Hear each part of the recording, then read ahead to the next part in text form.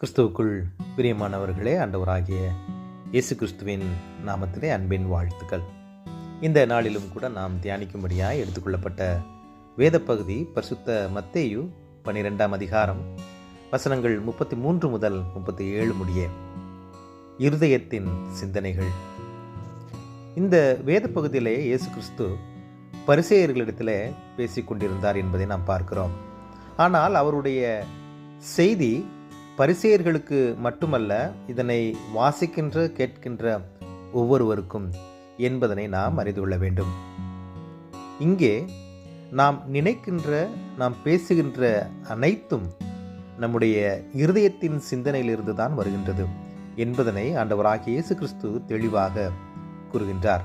நாம் நினைப்பது நல்லவைகளாக இருந்தால் நம்முடைய உள்ளத்திலிருந்து வெளிவரும் காரியங்கள், பேச்சுக்கள் ஒவ்வொன்றும் கூட நல்லதாகவே இருக்கும்.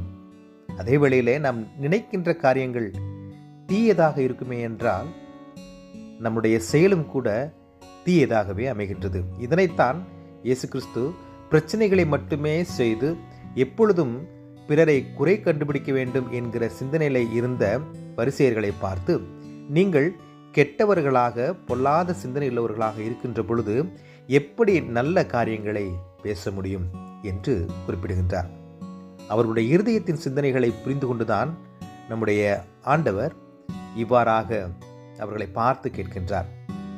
இங்கே இயேசு கிறிஸ்து நம்முடைய அன்றாட வாழ்க்கையில் நடக்கும் காரியத்தை பற்றி மட்டும் கூறவில்லை.